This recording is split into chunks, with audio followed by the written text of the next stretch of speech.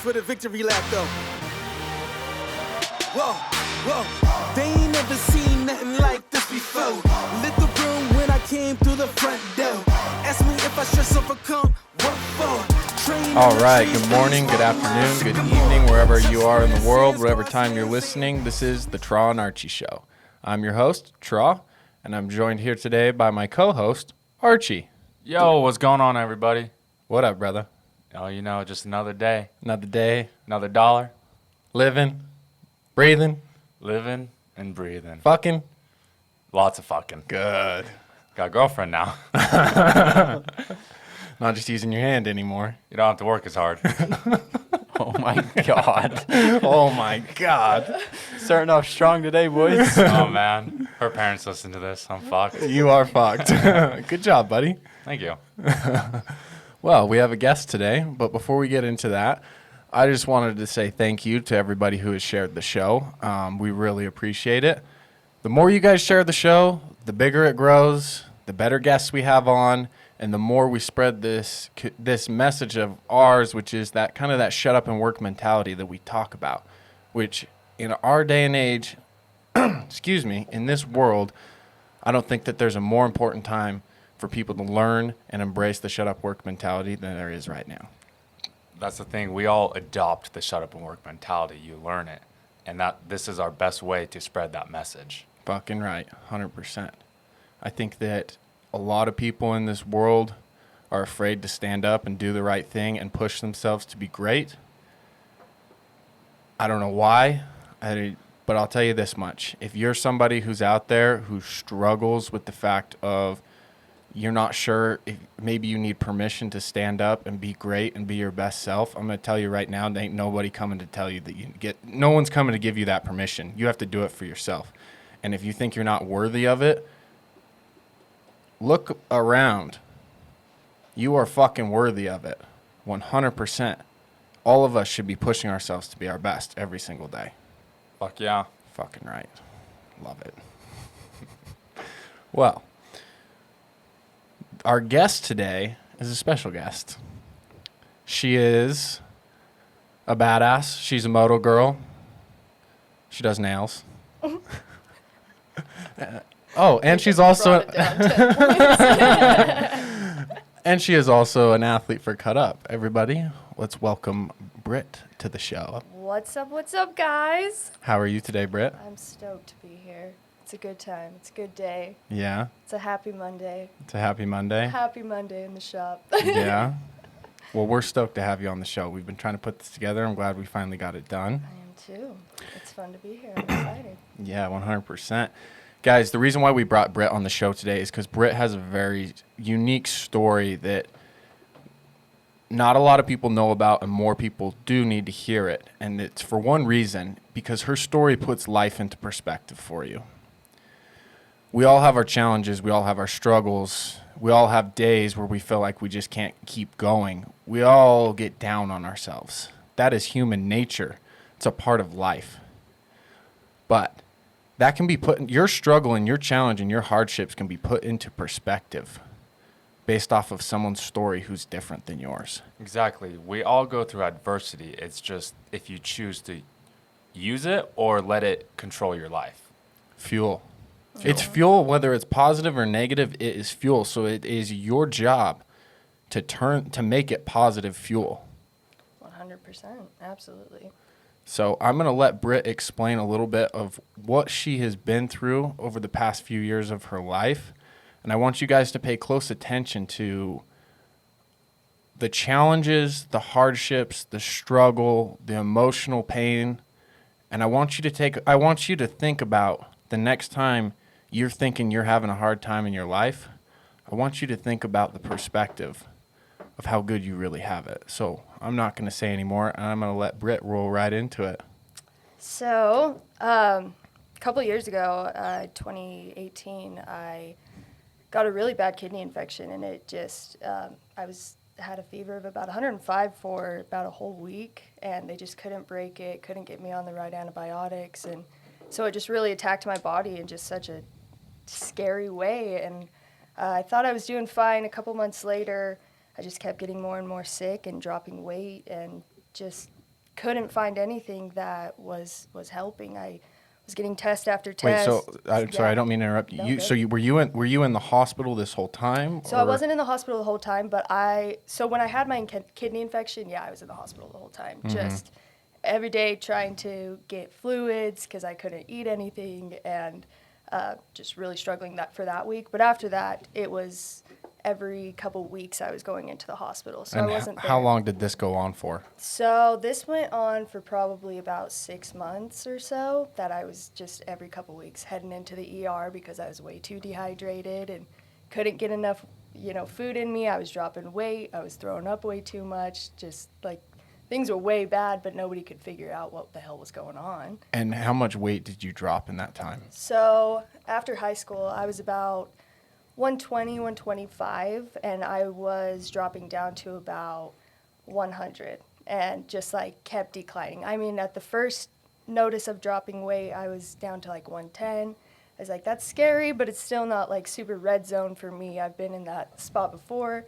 But as I started to get down to 100 and then in the high 90s, I was starting to get way worried. And the doctor I worked for actually was super worried too. And when I was down to 94 pounds, he admitted me to the emergency room that night, and he was like, you're getting a feeding tube. Like, you can't get any food in you. You can't get any water in you. Like, there's no way you're going to make it a couple more months if we don't put a feeding tube in you. You'll die just from starvation. So, I mean, it was just kind of forced upon me, which was really scary. I didn't have, any time to say, well, is there something else I can do? Can I try anything else? It's like, all of the options had been exhausted. It was my last bet on. Did you saving know my at this life. time what you had? So yeah, I had actually found out about 3 weeks before getting my feeding tube placed that what I had was called gastroparesis, and they had done what's called a gastric emptying study, where it shows how quickly your stomach just digests your food, and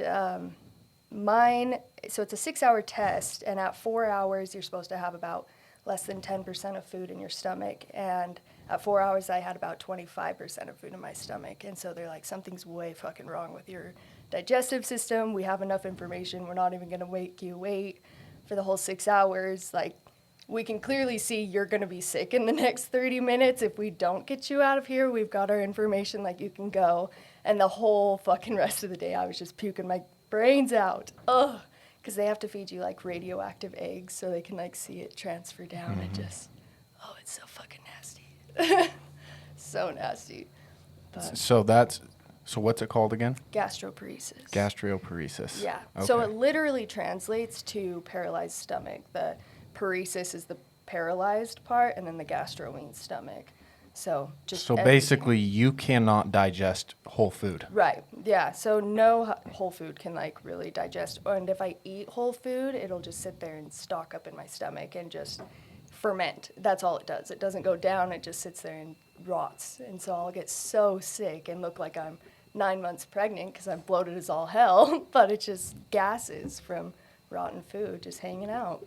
So that, because of your gastroparesis, and you not being able to eat whole foods, that's why you have a feeding tube, correct? Yes, yeah. So it gives me all of my nutrients, all of my vitamins, minerals, all my calorie intake, all my proteins. It just comes in these little tiny cans that I pour a bunch of them in these bags that travel into this little thing that feeds me. So basically, essentially. you don't eat food anymore. I mean, I do, but it's mostly like snack sized, and it's got to be very plain. Like, it can't have extra spice on it. It's like I'm having crackers and maybe a little bit of oatmeal, and when I do eat, it's about 4 or 5 bites. It's not like a whole meal, and so, but it still feels like a whole meal to me because now my stomach's shrunk so much that it's like, oh, we accept that as a whole meal, but we're still getting our extra calories tonight, right? Like. But So hold up. So you're saying that within about a 6-month period, you went from what we would consider a normal person who eats, goes to work, works out, I was going to lives school. life, going Yeah. to school. Dream school I was going to. dream school. I was What going was- to what school were to you in be, school for? Surgical tech. Surgical tech. Yeah, and I had spent all my years of high school doing medical classes, like college course medical This classes. is what you wanted to do. This was like my end game. I was so excited, and just everything turned like on a dime. Just A switch flipped. yeah, just I was in the middle of pretty much my best life. I had just gotten married, I was like 6 months into being married, and just everything went to shit. Just So within fast. 6 months, all of that came to a complete halt. Yeah, I had to quit school. The teacher told me if I missed one more day of being sick, like I was kicked out of her program. And so I was like, well, I don't know really what's even going on with my body right now, so I guess I've got to stop this.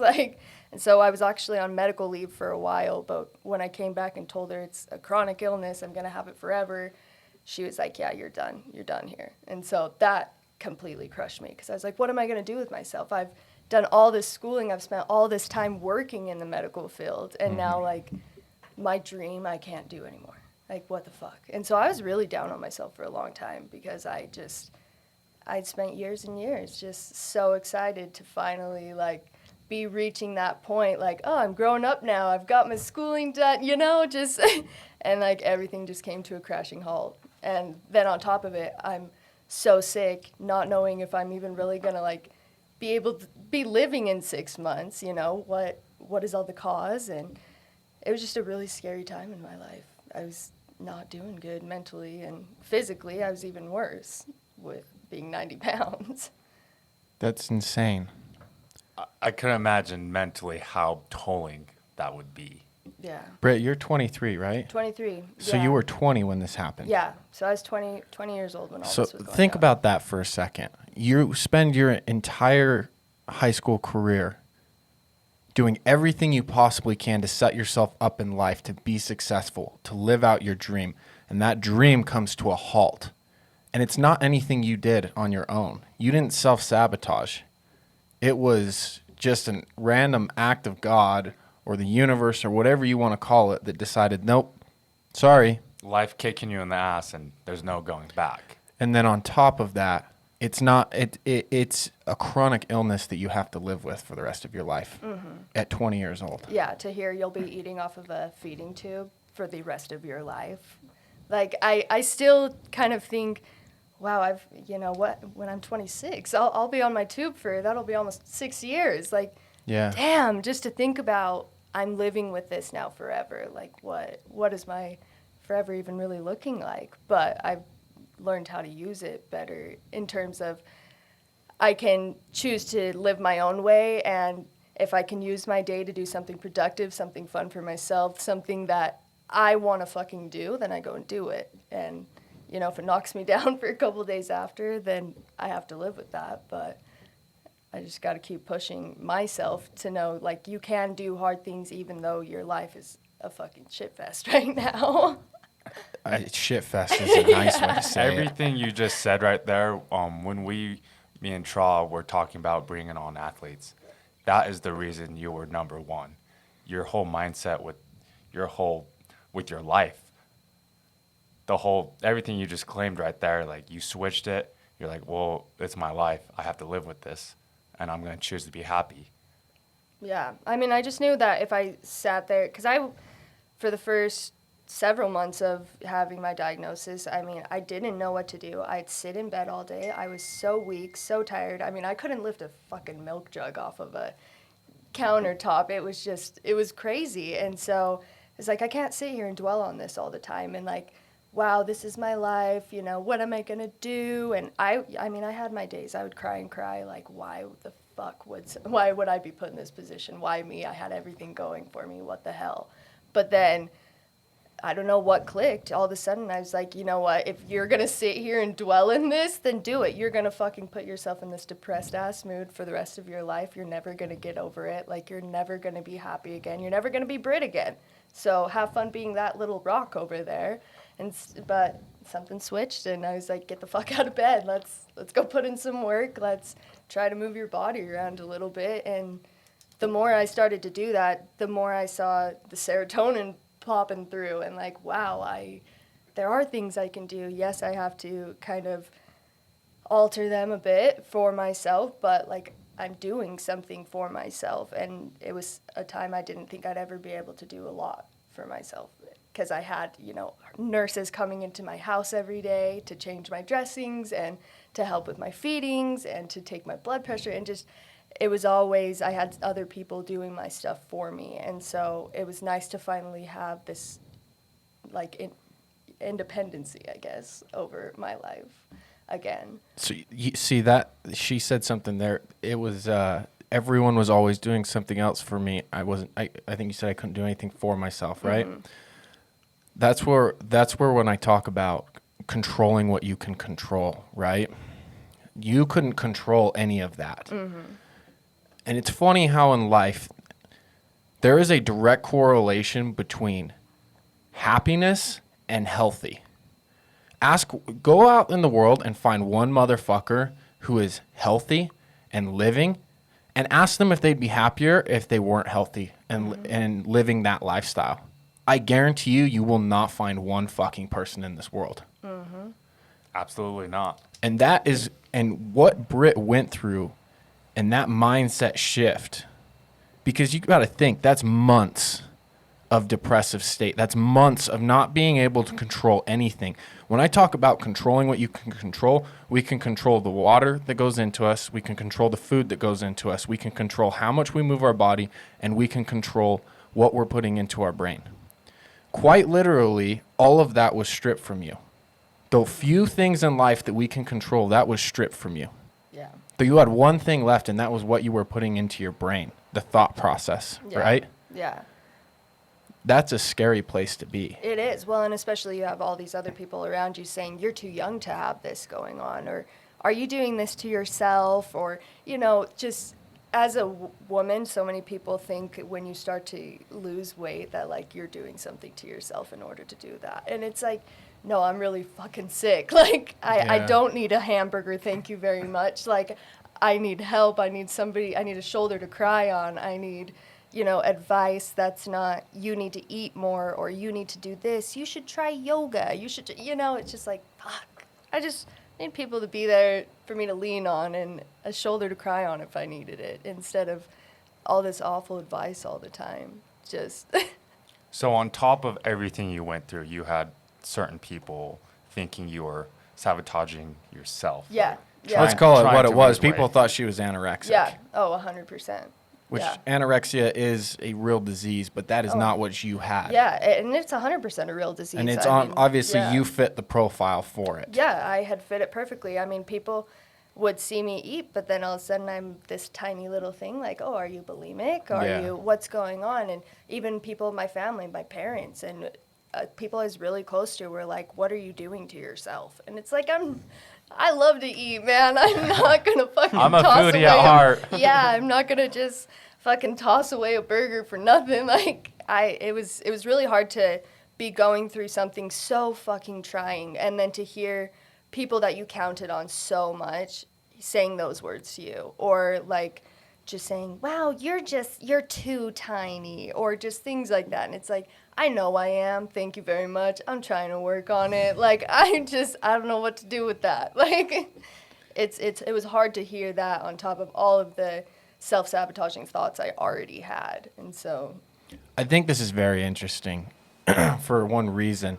A lot of times in life, we'll make up these stories in our head, and we'll tell ourselves these things like, nobody believes in me, nobody supports me, or I just don't have the talent, I just don't have the gifts, or life screwed me. We make up these stories in our heads, and we start to sell it to ourselves, and we start to believe it, right? Yeah. This wasn't a story that Britt made up in her head. This was real fucking life, living it every single day. I want you to think for a second what it would be like to have everything that you can control stripped away from you, your dreams stripped away from you at 20 years old, and not having anyone to feel like that is supporting you. I want you to think what that would feel like. And it's not anything you did to yourself. This is what I mean by your life is not that fucking hard. Okay? There are a lot of people out there who have had it way worse, and who still get up out of bed every day and go kick some motherfucking ass. Well, and I even say that to myself, like, I know I have it really fucking bad in other people's eyes, but I know other people with my same disease have it way fucking worse. And so, like, I try to tell myself that now, like, somebody else has got it way worse than you too. Like, get out there and do whatever the fuck you can today, because what else are you going to do with today? I mean, are you just going to sit there, dwell, you know, be lazy? Like, no, work. You've got the body to work. I took so much for granted before I even got sick that after I got sick and couldn't do anything with my body, I was like, wow, I wasted essentially 20 years of my life not moving around, not doing the fun things I could do, and now here I am, like, bedridden essentially.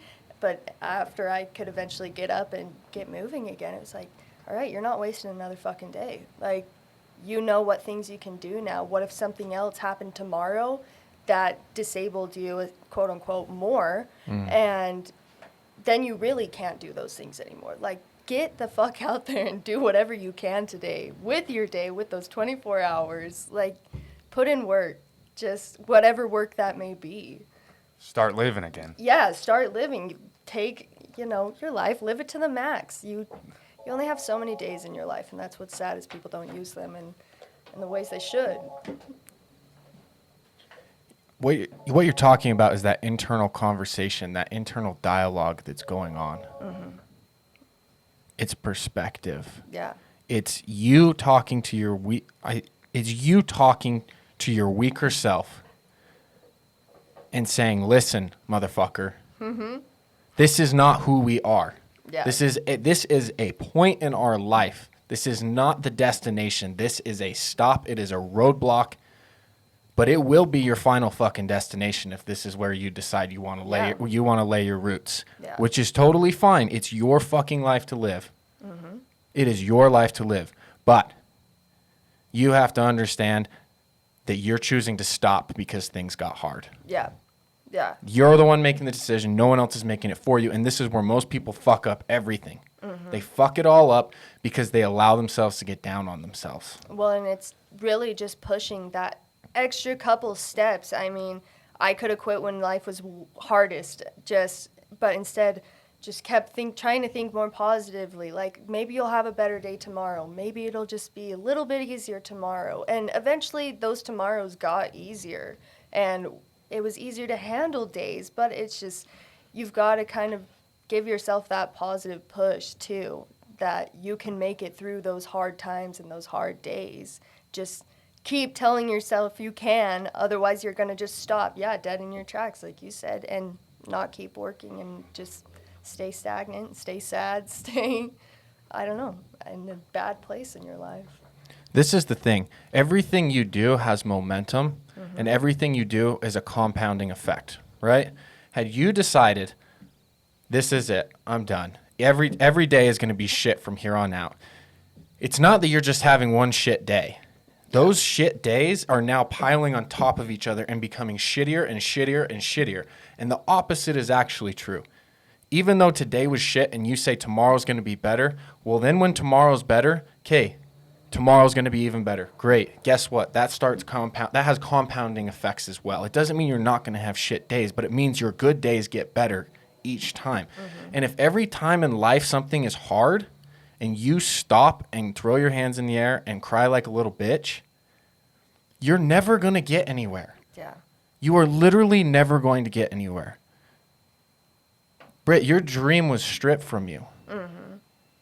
But when you, honestly, like, as bad as it is, I'm glad it was because of the fact you now have impact on other people's lives because of the shit you have gone through. You would not be with us with Cut Up if your life had gone that way and you'd gone into the medical field. Yeah.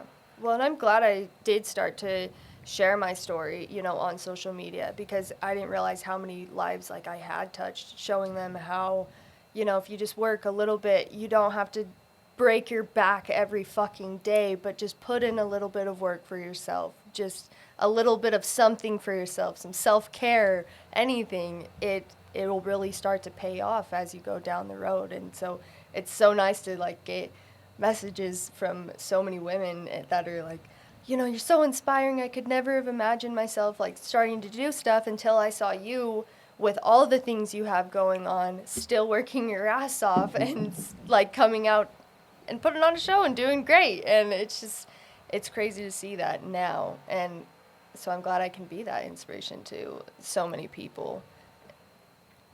That's where the real impact is, though. Yeah.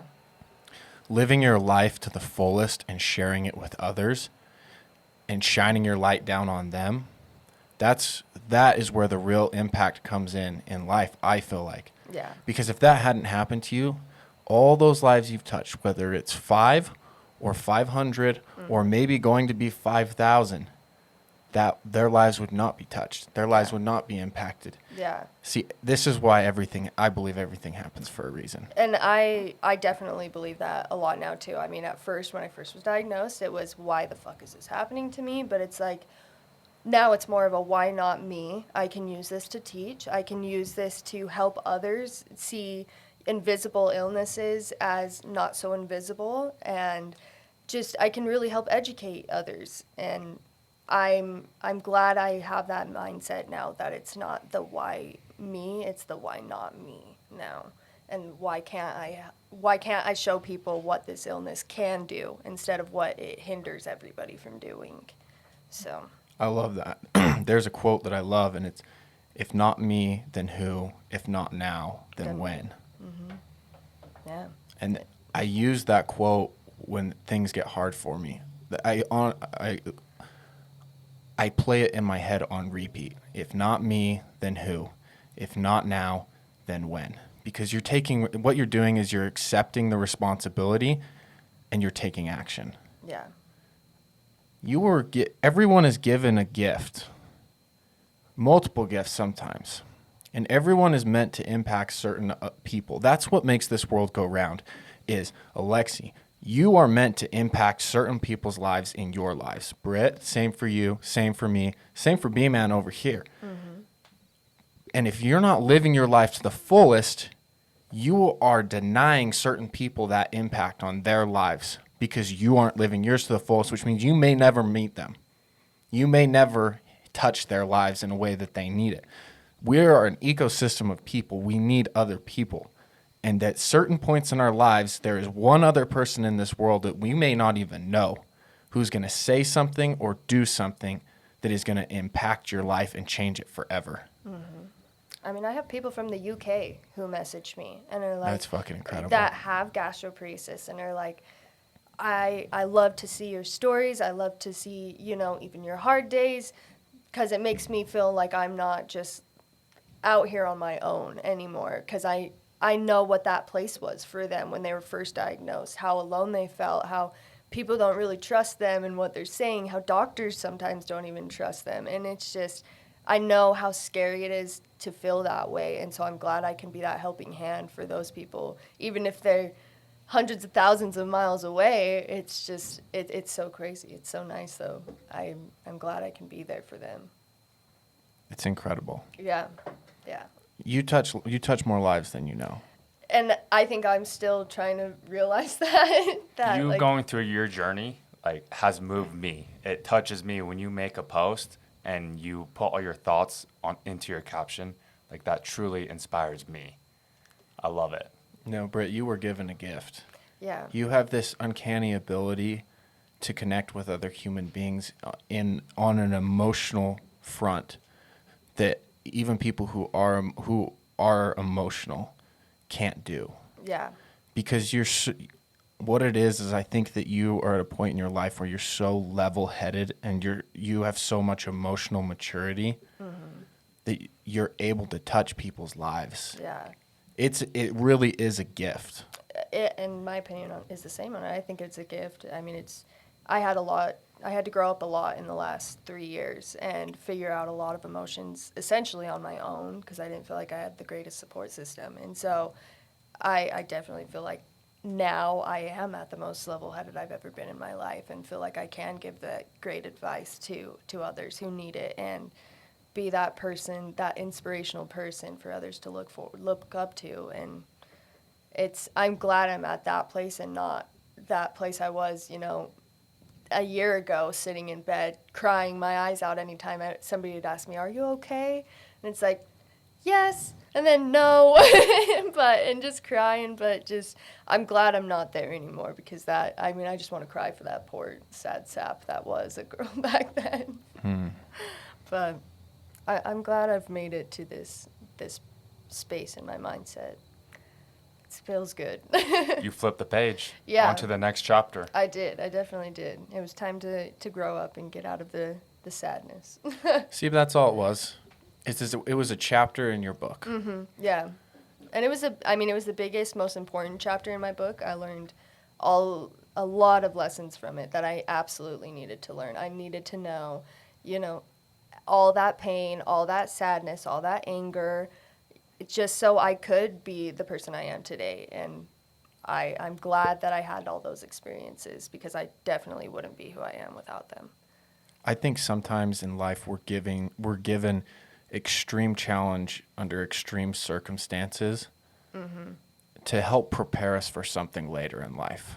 Yeah. 100%. We definitely are given, I would call them opportunities. At the time, you might not see them as that, but we go through these certain life events that we have to learn from. And everyone in this room has gone through something like that. Yeah. And that's the thing, you have to learn from it, because we're all here writing our own story. And you got to go through that to flip the page and help others. You do, 100%. And what those lessons you learned are going to carry you into the next portion of your life. And you know what? Life is not free of challenge and hell. No. It will circle back again. But I'll tell you this much. When you can push through something that you really felt like there was no way you were going to make it, and then you push all the way through and make it, guess what? That next challenge that comes, no matter how hard it is, in the back of your head, you know you're stronger and better, and this challenge is going to make you better for it when you cross to the other side. Oh, 100%. I want to kind of switch gears here, Britt. Yes. You were an athlete your whole life growing up, right? Yeah. So I raced motocross my entire life. I was a big theater geek. Loved theater. I danced too. I just kind of did it all. My favorite was moto, though. I always was into moto. And so, yeah, I was an athlete, but I kind of, after high school, let it slip. I worked out a little bit in high school, but just didn't see myself as just like wanting to be super toned or anything. And so I don't know. I wasn't really into the vibe of it as much anymore. Then I got sick. Figured I couldn't do anything else. Started to work out again. Saw how happy it made me again. And then, yeah, now I'm an athlete for you guys. No, but what's crazy to me, Britt, is right now would you agree you're in the best shape of your life? Best shape of my life. So Best even though you have physical shape of this it, yes. chronic disease that is supposed to hold you back, it's supposed to give you a reason to quit and be less than what you can be. Yeah. Even though you have all the reasoning in the world to say fuck it, you are in the best shape of your life today. Yeah. That's the fucking good shit in life. Yeah. right there. And I think we can all agree. Like, you and I played football. Britt did dance.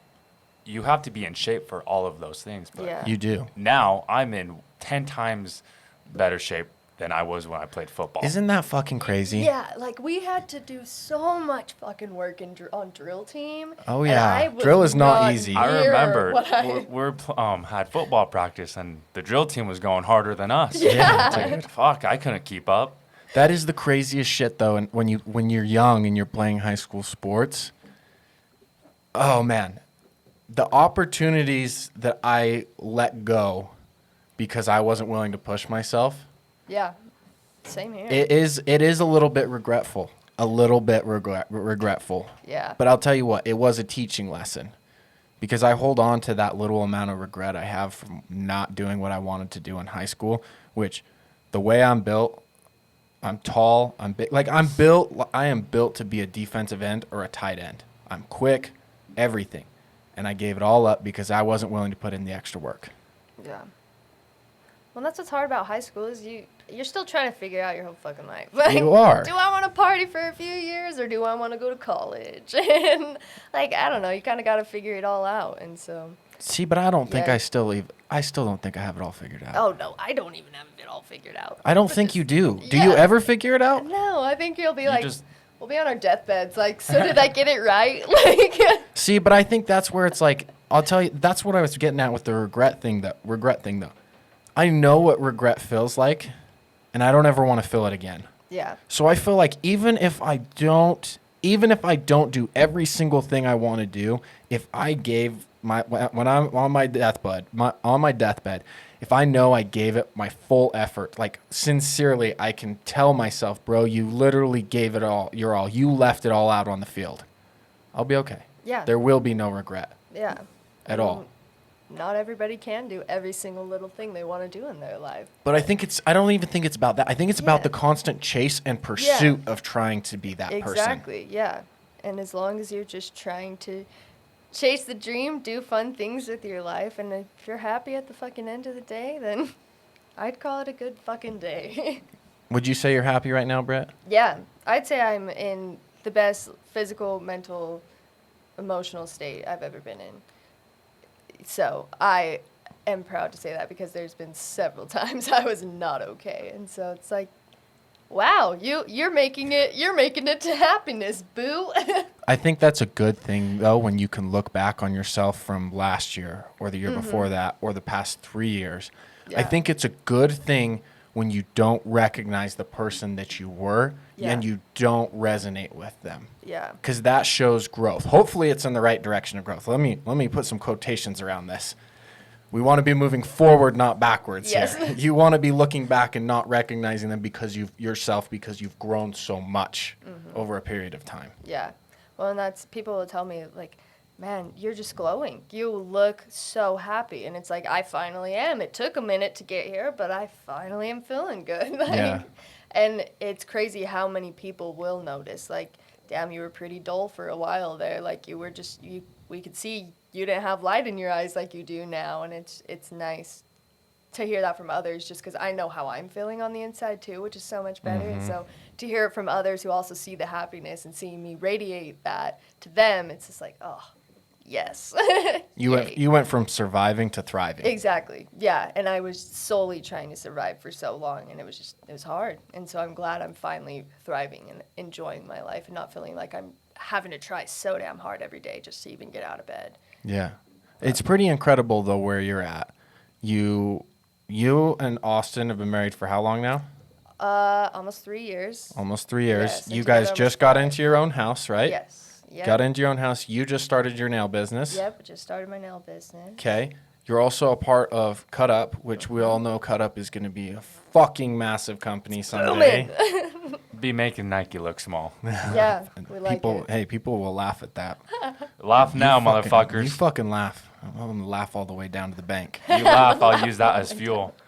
No, but you where your life is at right now, you are constantly taking steps forward. Yeah, I have a lot of positives going for me right now, which is really nice. And Yeah. so it does worry me, like, oh no, when are a couple negatives gonna sneak their way in here? Which But they it's just- will. Yeah, and they absolutely will. But I'm glad I have, my mentality's a lot different now, that I know how to handle those bad times and the bad days a lot better. I mean, it's not throwing myself into bed and calling it a day. It's like, come on, let's use this as fuel. I know it's a shit day. Like, get up. let's try a little something out of the box. That's your emotional maturity, though. Yeah, yeah. I was talking to Alexa the other day about how I told him, I said, listen, bro, I just want to let you know that I just now recognize and understand that I am definitely not the most emotionally mature person, and I can see that. But I think giving myself some credit, I obviously have somewhat of some emotional maturity because I at least recognized it. Yeah. But emotional maturity, what it is it's keeping a level head in times of chaos, right? We get into chaos and we go scatterbrained and we just are all over the place. And that's where you go from happy to sad to excited to crying. Like, Yeah. or you lose your shit, or you're just fine, or you're over here super excited about something, and then you crash it down over here. Like, that is emotional immaturity Yeah. at its finest. I feel like when you can become emotionally mature, you can look at any situation for what it is. You pull the emotional response out and you use logic of, this is the problem that I am facing. Okay, what can I do to get out of it? How many different routes are there? What are the possible outcomes here? And you start to analyze it and look at it. And this is a conversation going on inside your head while you're doing this.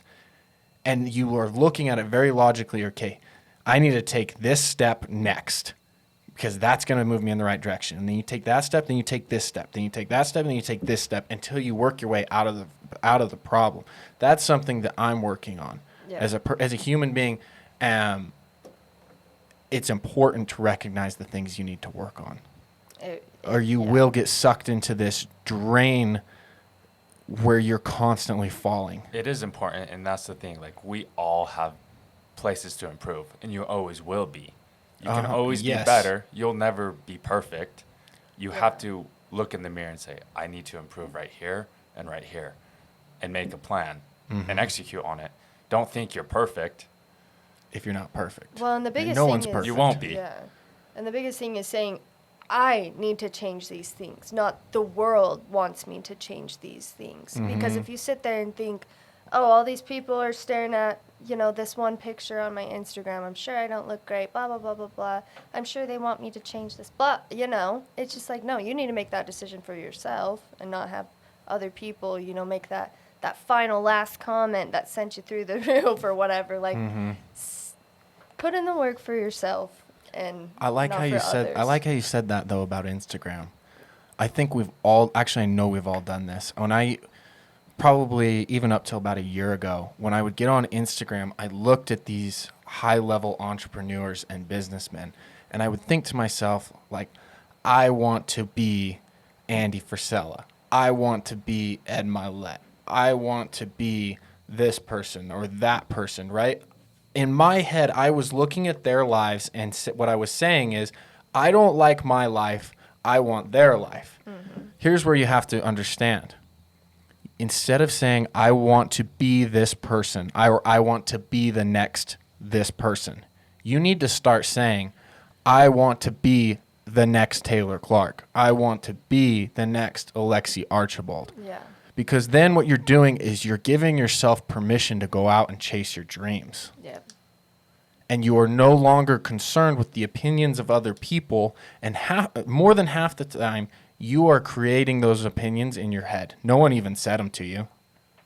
Like, we do this so much on social media.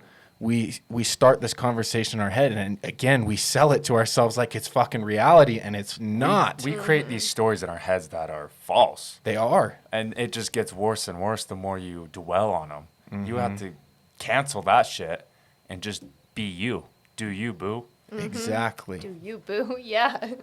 It all comes You down don't- to doing it for yourself. No one's going Yeah. to do it for you. No one even, most of the time, people don't even think about you. Exactly, and that's the thing. People think that others are thinking so much about my them God. every single day, and it's like nobody gives a fuck about you. Honestly, people- like All right, they I'm are gonna break. more worried I'm gonna about break this themselves. down for you all right now, and especially people who are first going to the gym. Yes. I'm gonna break your heart right now. There is not a single person in this world who gives a single fuck about you. I promise you. I know you want to think that your mom and your dad and your brother and your husband and your wife and your boyfriend and your girlfriend care about you, and they do to some extent care about you and love you and want the best for you. But the reality is, as human beings, we are selfish. Yeah, we care about We ourselves. only way care more. about ourselves, and I'm going to prove it to you because 90% of the conversations that go on in your head between you and you are about you. How often do you think about others? Not very often. And if you do, I guarantee you when you're thinking about someone else, you're thinking about what they're thinking about you. Boom. Those are the conversations that go on in your head. So you need to you need to understand that it is your responsibility to accept responsibility for your life and stop thinking about what other people think about you, and stop expecting people to give a damn about you. Yeah. Maybe, you know what? Everyone wants someone to care about them and be there for them. But when's the last time you did that for somebody else? Yeah. We all just expect. We're greedy. We just want. We want. There are times in our lives when we do just need someone to be there for us. And I pray to God that you have that person in your life that is there for you. You have to find your person. You do have to find your person. But you also have to understand that your journey through life is yours. Well, and that you're also your own person. You know, You you are. can be your own person. You don't need somebody else to make you happy or to tell you that you're doing good with your life or your day or whatever. You need you to tell yourself that I did good today, or I'm happy with my project I did, or you know, you don't need that satisfaction from other people. You need it from yourself. You need to be happy with your decisions, your mindset. Confidence, Yes. self-esteem, Yeah. self-worth. Yes. I'm glad you just said that. I think you said you have to be happy. You have to earn your happiness. Yeah. And that's the thing. You're not just going to wake up and be confident and happy and No, look it's in the not like mirror some and be like, I'm magic awesome. pill. Yeah. No, you got to work for that shit every single day. We all start somewhere. But how do you work for it? How do you physically bring confidence into your life? Physically, you have to get exercise, move the body, go for a walk, lift some weights. And then you got to fuel your body with the good food. And then you got to continue to learn and want to be better. Books, podcasts, healthy videos. Don't sit in front of a computer screen and play Call of Duty for 12 hours. Bingo. Yeah. How are you going to be confident when you're fucking killing computer people? Everything you just said right there. Controlling how much you move your body, controlling what food and drink you put into your body, and controlling the thoughts. That's the thing. You fucking earn confidence. You earn everything you get. And if you don't earn it, you're never going to get it. It's that simple.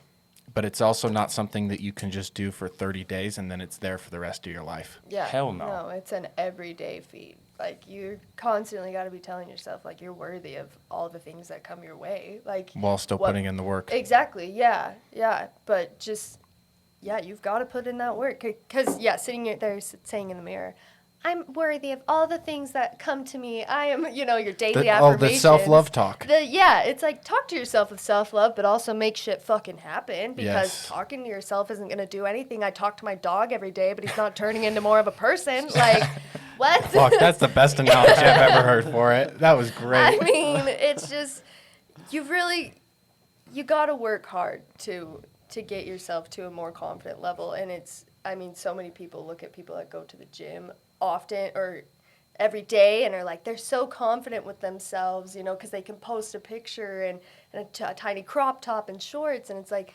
they might not be that confident in themselves. Yeah, they can post that picture, but who knows if they're actually really still like, I'm top dog, baby. Like, you know, just not everybody has that mentality. You just got to keep working for it. Shit, I started working out 4 years ago, and up until about like 6 months ago, I was not confident. But you wouldn't know that looking at my Instagram. Like, I was posting my progress pics for over a year now. But up until like 6 months ago, over the span of 4 years, was I actually confident. You earn that. I worked every fucking day for it. You aren't just given confidence. God does not give you the gift of confidence. Yeah. No, you go work your dick off for it. You do. Very true. You do, 100%. Exactly. That's cool, though, how you said that you were posting pictures and you may have looked confident on the outside, but you weren't. But it's also, you were in the process of becoming confident. I was in Yeah. the process of learning and growing myself. And only myself knew I wasn't confident or truly happy. Like, I may have put a show on to look confident, but I knew deep down, eye to eye, looking in the mirror, I wasn't. Until I flipped the page and got a little bit better from all the daily work. You know what's interesting to me is when you really bring out real confidence, real self-respect, real self-worth, like talking about the real shit, not the fake shit. It's so interesting, and I've found this common theme between people who have done this work. The things you think make you confident stop mattering, okay? That car that you want to impress other people, you don't care about it anymore. That watch, you don't care about it anymore. That purse, You don't The care about it makeup, anymore. You don't The care makeup. as much, yeah. It's all of those material possessions. See, because people relate confidence to material possessions, right? All of that just stops mattering. And and the only thing that really does matter is that addiction to growth. For me, that's what it is. Like for me, everything I'm doing in my life, what I used to work for was cars, houses. I want to fucking own the private jets. I want all of it, right? We all do. But that's not what drives me anymore. What drives me is that constant pursuit of growth and helping other people to realize their fucking potential inside of them. I promise you, I was the biggest fucking pussy. I was the biggest fucking pussy deep down my entire life. I would say 2020 brought out the fucking beast inside of me to where I now have that confidence and that self-respect and that self-esteem. But I worked for it, like you said. I was explaining this to someone in the gym the other day because they were asking me about the 75 Hard program. And I've always struggled to explain the program, and now I know exactly how to explain it, and it's very short and simple. Before I did 75 Hard, I was the biggest fucking pussy that walked the face of this earth. And now I am a fucking machine. 100%. After you come out of the program, after doing it correctly, you become a fucking savage. But why? Because you start controlling the things you can control and put in the work daily. It's Yeah, it's five that simple consistency. things, day in and day out, and you become a savage after that because you level the fuck up. Dude, and you become intense, which makes you focused and intentional with what you're trying to do. I was telling you this the other night. People, for whatever reason, equate the word intensity with angry, and it couldn't be anything further from the truth. Intensity is directly correlated with being intentional and being focused. And you have to have intensity because you have to have intentionality and you have to be focused if you want anything. If you want results. Britt, when you changed your whole mindset, you got really fucking focused on yourself and moving yourself forward. You took intentional steps every day.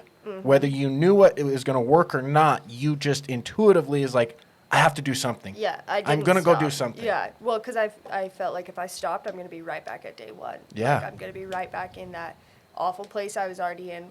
I'm not going to fucking stop. Like, I'm going to go hard until I can't fucking go anymore. That's the thing. intensity mentality. Yeah. Thing. You have to be selfish.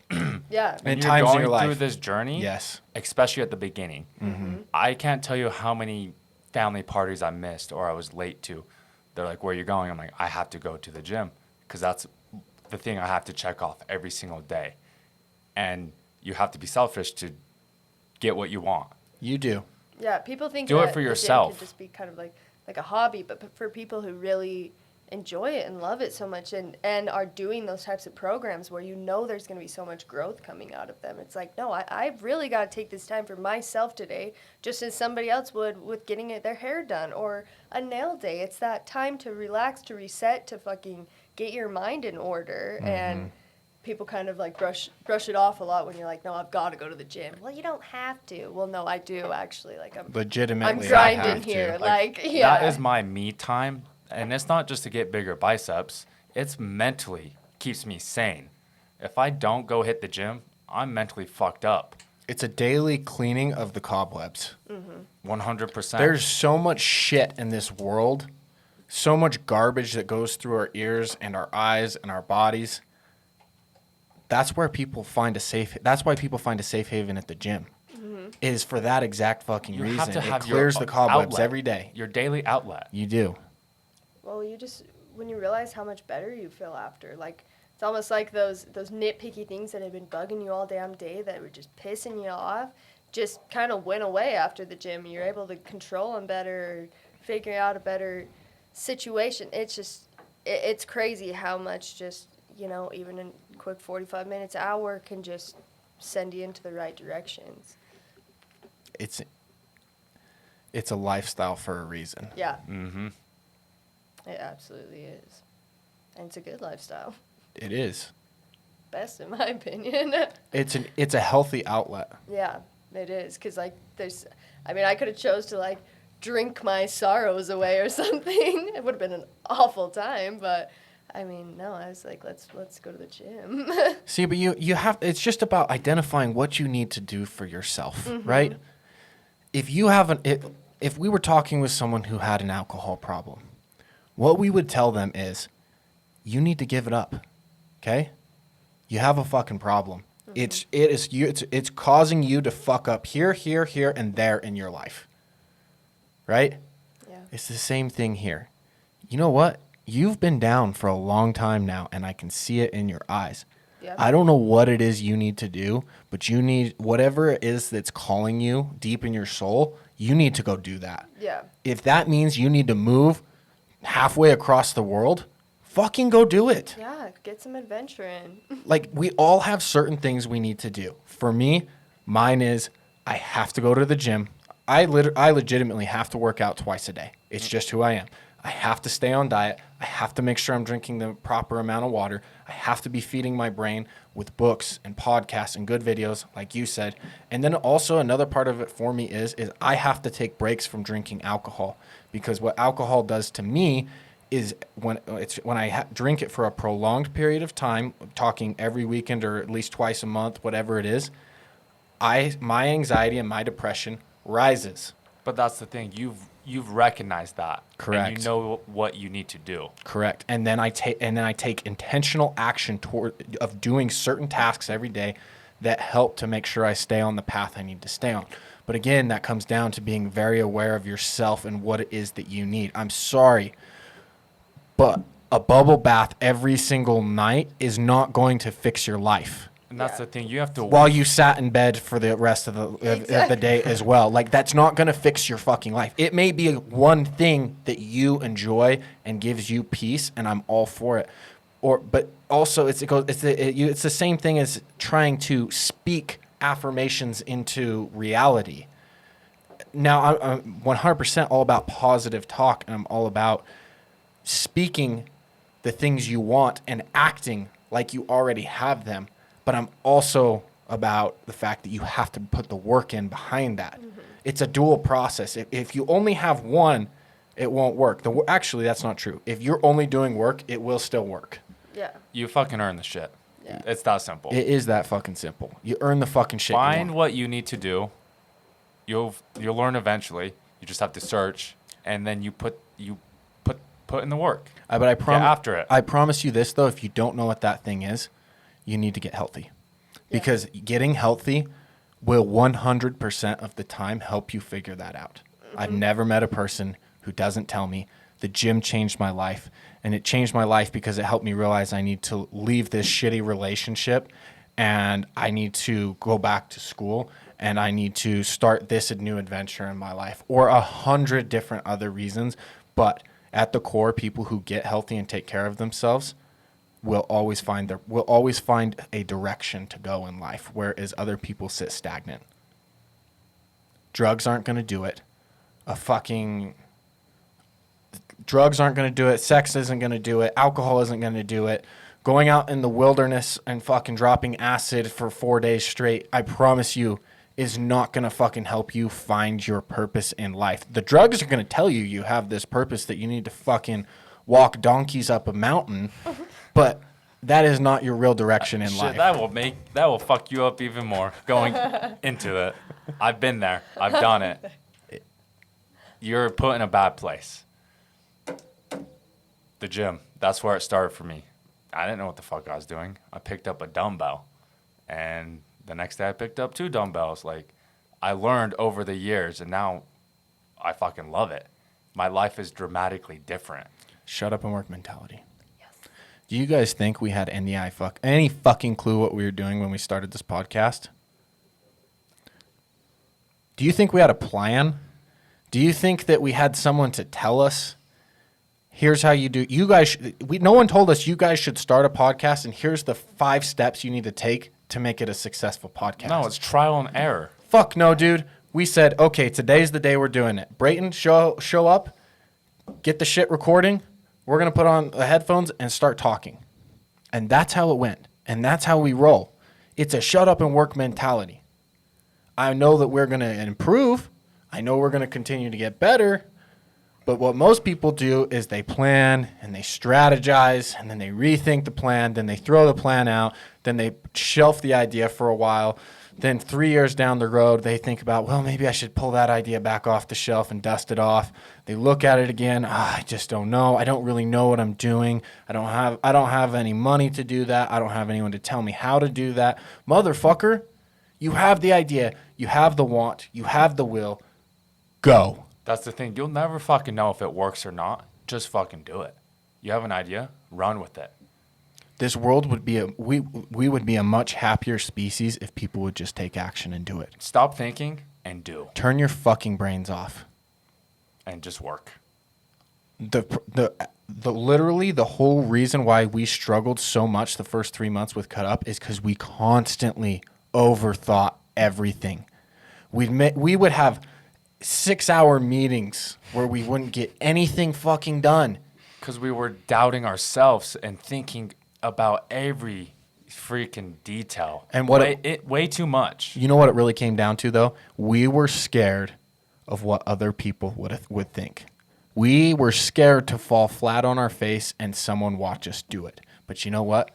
I'm pretty sure we've fallen flat on our face a couple dozen times over the past few months, and people are still here. They're still listening to us. They still buy our shit, and we're still growing. We got together and said, you know what? I just don't fucking care anymore. If people laugh, they laugh. If people like it, dope. We're just going to do us, what we want to do. I'll tell you what. Stop thinking about it and just do it. That's a freeing feeling in life. Well, I'd rather be with a more real brand than somebody who had it all together every day. Like we're all learning here. Yeah. We're all learning. And you shouldn't ever stop learning. That's life. Yeah. It's fucking awesome. What's the time be, man? We're at an hour. Cool. Well, Britt, thank you so much for coming on. Thank you guys for having me. We really, really appreciate you. Before I forget, can you tell the people how they can connect with you and see you more on social media? Yes, you can follow me on Instagram at Britt_Gwill. That's GWILL. My nail page is at nailed_by_Britty. If you want your nails done. I'm gonna have to hit that up. You know, we Yeah. actually do have Yeah. we do have a solid female audience. You guys need some fucking manicures. Get you on These your are date working game. hands. It's so funny you say that. You're not the first girl to tell me that in the last 48 hours. I'm in the manicure business. No, we really appreciate you coming on. Yeah, it's been a blast. I'm always happy to be here. Well, I think that in the spirit of it being the Super Bowl this next Sunday, I think we should wager our bets and tell everyone who we think is going to win. Alexi? Alrighty. I hate to do it, but P. Mahomes is going for number 2. He's going to put the GOAT out of business. Oh, really? You're going for Mahomes? Bro, Mahomes is a savage. He's a He fucking fucking works. savage. He's a and fucking young savage. Dude, he's Don't get in his insane. way. I'm calling it. Okay. Going for the repeat. Okay. B-Man, what do you got? I think Brady's got it in the bag, dude. Dude, Brady, you I can't think doubt he- the fucking GOAT. I think he wins this Super Bowl and retires. I don't think so. You think he goes another I think year? I think he wants 10. You think he wants 10? This will be 7. That means he only needs 3 more. Dude, no one has put 10 rings on their fingers. No one has a ring for every finger, and if anyone can do it, it's Brady. I agree. That's true. But it's as long as he wants to go. See, your mind will tell you when you're done. Yeah. You'll just be done. And you know what? Someone like Brady, most likely when he'll be done, will be halfway through a season. And he won't be able to get it together, and he'll just be like, you know what? I'm done. I agree. Yeah, I'm all right. It'll kind of be like how Michael Jordan left for 2 seasons, right? He just abruptly left, And then came back. and then he came back. He got It's his kind of like mind what right. Gronk did. Gronk too. Yeah. All right. The teams are, Britt. Yeah, well, who's playing again? The Chiefs and the Bucks. Call your team. We're 1-1 right now. Well, just like eeny meeny, right? Okay. Yeah, exactly. Let's Chiefs it. Chiefs. Okay. Okay. Britt's Kansas a moto City. girl. She doesn't care Yeah, about I'm football. all the Supercross. Like, fuck Okay. this. Who you got, big guy? I'm going with the GOAT. You Going with the had old to. man. Are we have throwing to. some money down on the table? No, because I lost too much money over the Yep. McGregor fight. I've learned to stop betting on sport games. No, I don't bet, but what I do see is I see Brady coming out and just fucking tearing it up. My prediction is that the Bucks will be down probably by 2 touchdowns, either a touchdown and a field goal or 2 touchdowns at halftime. They'll still be trailing by the end of the third by either a touchdown or a field goal, and then within the last 5 minutes, Brady will pull it off by winning by 2 touchdowns. Don't sleep on Mahomes. I'm not He's sleeping done. him. I'm not He's a sleeping on him. savage. But what I am saying is that's why I'm giving Mahomes credit, because Mahomes is going to come out full throttle. Brady is smart enough and wise enough to understand that it's a marathon, and he's just gonna slowly bring the team along. So he's gonna conserve energy. He's gonna make strategic plays, and then he's gonna turn it all the way on in the last 6 minutes of the game. Super Bowl Brady is a different breed. He's I'm built different. I am excited for this Sunday. However, if Mahomes does win, I will not be surprised. Me neither. He's insane. This is going to be the best Super Bowl game we've seen in over a decade. Yeah, it's awesome. I would love to see Mahomes do a repeat, but then it's fucking awesome. Tom Brady, 10 Super Bowl appearances, going for number 7. With a That's different crazy. team, too. With a different team, he and they were leaves- the second most losing team in the league. He Like, leaves come his on. powerhouse team to join the second worst team in the league, and he's in the Super Bowl. It First just year. shows fucking Brady great. ran the Patriots, not Belichick. You still can't doubt Belichick. He's Belichick's- also insane. He's a fucking machine, dude. If you ever heard him screaming in the locker room, Yes. scary. Scary. Oh man. All right, I'm excited for the Super Bowl game. It's going to be dope. Well, that's the show for you guys. I want to remind you before we let you go, if you enjoyed the show, if we touched your life in some way, if you learned something, please take a screenshot of the show, whether you're on iTunes, Spotify, Stitcher, wherever it is that you watch. Please screenshot it, throw it up on your story, and tag us in it. That's the best way to help us grow the show. And the bigger, like I said, the bigger the show gets, the more people hear about this shut up and work mentality. And it's like I said, like I've said before, like it is good to get different perspectives on life from other people. Other than that, guys, we'll see you next time. Keeping haters in the rear. At the blood, sweat, and tears, and my goal so near.